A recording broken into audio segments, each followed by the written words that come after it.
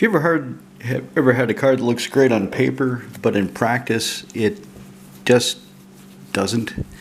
It's a little bit trickier to employ than you originally expected. It and to make it work, to add in the things that would really make the card shine, it's just not quite worth it. It would pull the focus from the deck. It would be a distraction. It would be more trouble than it's worth. Well, today in Sigarda, that card is Riftstone Portal. So Sigarda, obviously, is green-white. 2 green, 2 colorless, 1 green, 2 white. Read the damn card, right? Flying hexproof legendary angel. Spells and abilities your opponents control can't cause you to sack permanents. Wow. And she's a 5/5. So with the Sword of Hearth and Home or Armadillo Cloak, she's a 3-hit commander. Boomba. So anyway, this should be great with her, right? Add 1 colorless mana pool. As long as Riftstone Portal's in your graveyard, all your lands are savannas. All of them. Well, how do I get in the graveyard? I've got Harrow, I've got Crop Rotation, I've got Knight of the Reliquary, which only works if I also have Yavimaya Cradle of Growth, turning it to a forest. Other than discarding it somehow, I don't have a lot of ways of getting it in the graveyard. So it's really not worth the slot. Most of the time it's colorless, and Sigarda gets kind of hungry for colors. All of my decks get hungry for color. So I'm taking it out. What I'm putting in is Opopalis. I should have made this change a long time ago, to be honest. Because Sigarda, I want her bigger. Commander damage is the fallback game plan to win with her. And Opopalis does that. Comes into play untapped. Great. Still gives me colorless. Okay. But I can filter. Get a green-white, and if I use it to cast Sigarda, she comes into play bigger. At least a 1/1 for the first time. The other change I made to Sigarda came about because I broke up Arebo. I abandoned... Yeah, I got a Circular Sun Titan. I was really happy to get that. That's pretty. I like having cards with different art across my decks. If a card is represented in multiple decks, I prefer all the copies to have different art in my commander decks. In Modern, I want them all to be the same. I want no variation in Modern. But in Commander, I want them to help give each deck its own feel. So I've got 1 copy of the Greek Sun Titan from the dual deck. Then I've got this guy. And this guy, I like that. That's just cool. So anyway, the M13 Sun Titan went to Aurelia to match her M13 Inferno Titan. So I've got that balance. I've got that duality of having the same set for both Titans. Just aesthetics. Here he is. So as I was saying, I broke up Arebo. I decided to abandon Arebo, Roar of the World. I keep wanting to say Roar of the Wild because that makes sense to me, but he's the Roar of the World, which doesn't make sense to me. But I don't work at Wizards. Anyway. The thing is, I've got a friend who has a red-white equipment deck.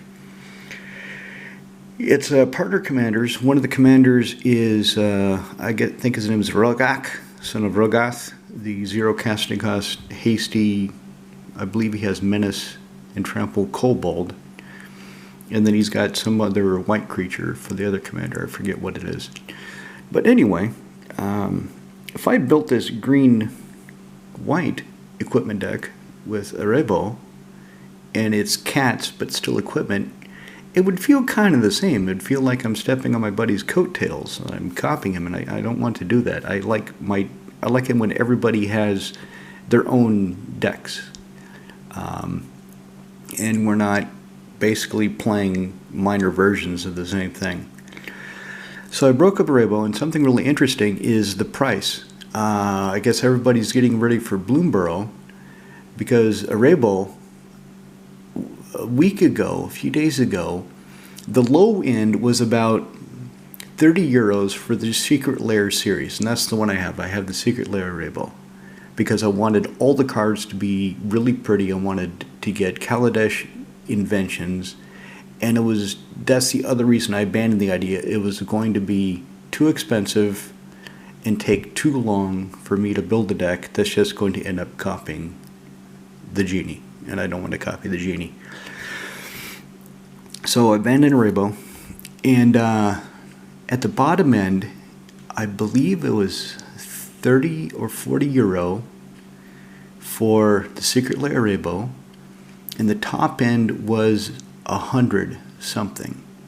Now, today when I looked, the bottom end was, I think, 40 or 50, and the top end is still about 100, but there's only half as many copies. Somebody's been buying up a Rainbow. Somebody's been getting ready for a kitty cat deck, and I'm pretty sure it's because of Bloomburrow. So I had him ready for a Rainbow. And it's great. Your opponents can't cast spells during your turn. Boomba. I like that. Whenever one or more creatures you control, each with power greater than its base power, smashes somebody, draw a card. Okay, with equipment, obviously, that's what's going to give it the boost. But in Sigarda, okay, how am I going to meet that condition? Let's take a look. How would I meet that condition? I have... Of course, it wouldn't be near the bottom, near the start, would it? Oh, there we go. There shall I. Put a +1/+1 counter on all my creatures.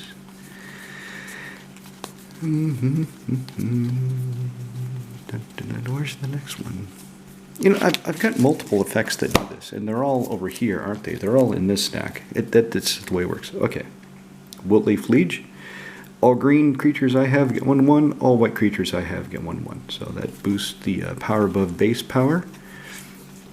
As an aside, I was thinking of taking this out. A friend of mine has a sliver deck, and it would really suck if I randomly played this, and he's playing his sliver deck, and I just give him an Aura Shards for nothing.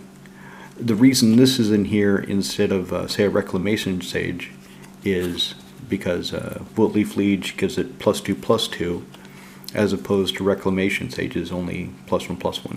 It is something I'll have to think about more. Next changelog, right? I have Mirari's Wake. Creatures I control get +1/+1 and double lands. I have... Come on, I've got multiple ways to do this. I've got this. Sword of Hearth and Home. Creature gets +2/+2. Human Sledge, creature gets +2/+2. Tilsummer Wolf's Blood.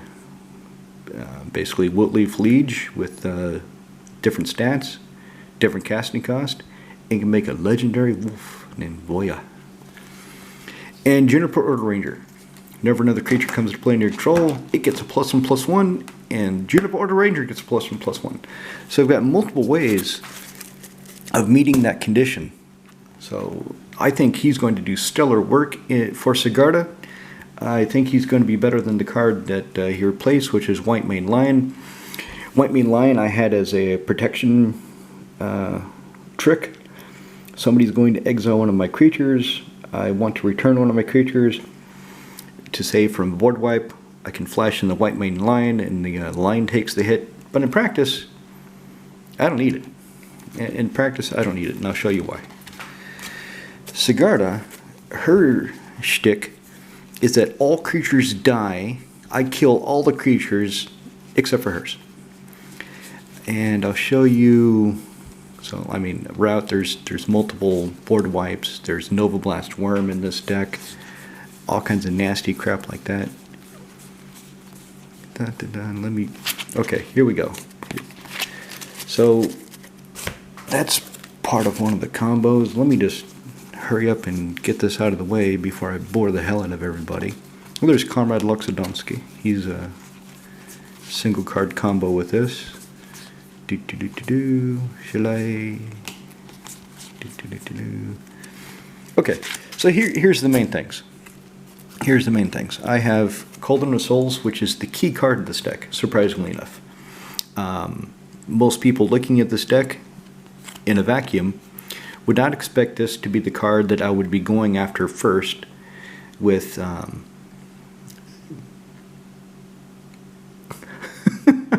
Enlightened Tutor.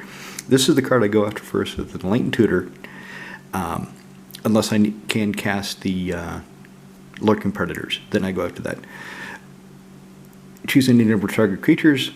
They all gain persist. I can board wipe, my creatures come back, and I've got Heartmender, I've got the Junior Porter Ranger, I've got ways of putting +1/+1 counters on them to negate the neg1/neg1 counters. I have Melira in here, so they can't get those neg1/neg1 counters anyway. So I have this to wipe the board to get my creatures back. I have these two lads that work very well together. Dauntless Escort. Sack him, all creatures get indestructible. Sun Titan attacks, Dauntless Escort comes back. Hey buddy, well, thanks for bringing me back. And I can just keep doing that. So that's another way of saving my creatures from my own board wipes. And then I've got Comrade Loxodonsky. So when he comes into play, I gain 4 life. Green, white, sacrifice him, regenerate all creatures I control. It doesn't work for all the board wipes. Some of the board wipes I cannot regenerate from, so I have to be careful. I have to be careful when I use Comrade Loxodonsky or not. and yes, I am kind of making a joke because he's Russian, but I just like it. I think Comrade Loxodonsky is just, it amuses me. It doesn't have to amuse any of you. Was there anything else I wanted to show you since I've got this open and in front of me?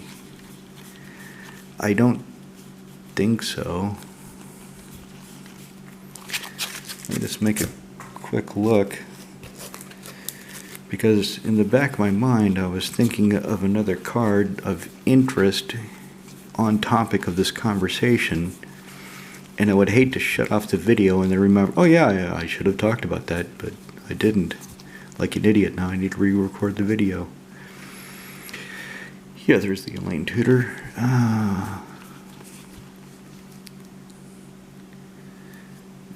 Probably not. Oh, by the way, this card, outstanding. In Commander, it says whenever you play a non-token creature, draw a card for 4 mana. That's what it says. All the other verbiage, all the other words, ignore it. Let me just make a second check. Verify that there wasn't anything. No, it looks like that's it.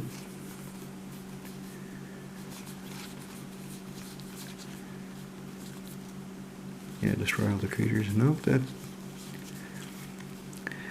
Well, whatever I was thinking of, obviously it wasn't that important, because I can't remember now. Cheers.